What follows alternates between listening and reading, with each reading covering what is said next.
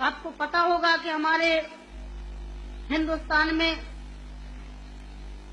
नहीं कहना चाहिए ऐसे मौके पर मैं कहूंगी, बताऊंगी जो मेरे पे बीती है कि हमारे सामंतशाही लोग, पैसे वाले लोग और खासकर मैं जात का नाम लूंगी तो लोग कहेंगे दुबई में जाके जात पुकारी रहेंगे। ऐसे ऊंची जाति के लोग जो जात पात को मानते हैं, हम जैसे गरीबों को, दलितों को, दबे कुचलों को, अल्पसंख्यकों को एकदम ये सोचते हैं कि कीड़े मकोड़े हैं, कि इंसान नहीं है। तो उन लोगों को मैंने बताया कि मैं इंसान हूँ, अगर हमें तुम मारोगे तो हम भी चुप नहीं बैठेंगे, हम भी जवाब देंगे। और इसलिए मैंने कई दफे सोचा कि मैं आत्महत्या कर लूं, मर जाऊं, पर मैंने सोचा कि मरती तो हजारों लड़कियां रोज हैं। बताओ, हमें डाकू के नाम से जानते हैं लोग, डाकू, फूलन देवी डाकू। बताओ, मेरी 4 हाथ पैर हैं। कहते चम्मिल घाटी की है, चम्मिल घाटी की, चम्मिल घाटी मेरी माँ बाप है। अरे मैं माँ बाप से पैदा हुई हूँ, मेरा कसूर यही है कि मैं झोपड़ी में पैदा हुई, गरीब परिवार में पैदा हुई, दबी कुचली समाज में पैदा हुई, तो हमें जीने का अधिकार है नहीं।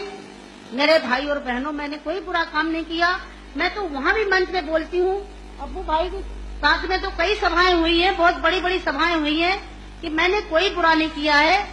आपने सुना होगा, सुना था, आप तो वहीं के सब रहने वाले हैं, कुछ हमारे भाई हैं यहाँ के, है कि ये सीता के कारण इतने बड़े जो रावण का आज तक पुतला फूंकते हैं, उसका यही कसूर था कि खाली एक औरत को उठा ले गया तो आज तक पुतला फूंकते हैं। मैंने क्या बुरा किया?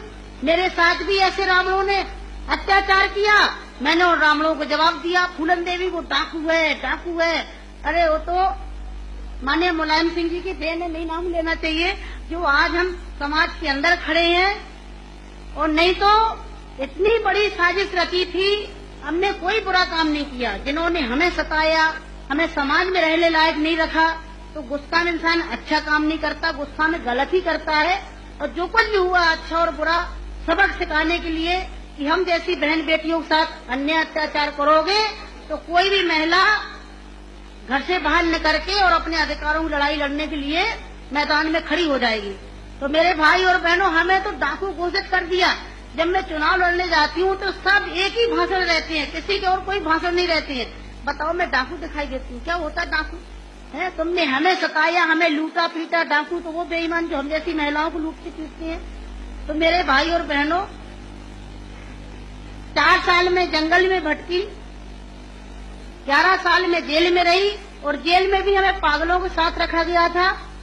अच्छी जगह नहीं रखा गया, जहाँ पागल महिला थी, पागल महिलाओं में रखा गया था। 11 साल तक हमें जेल में रखने के बाद कोर्ट में पेश नहीं करा गया। और जब जेल से छोड़े गए तो बहुत बड़ा हमारे हिंदुस्तान में तूफान आया। इतनी बड़ी डाकू को छोड़ दिया गया, बहुत बड़ा अन्याय हुआ।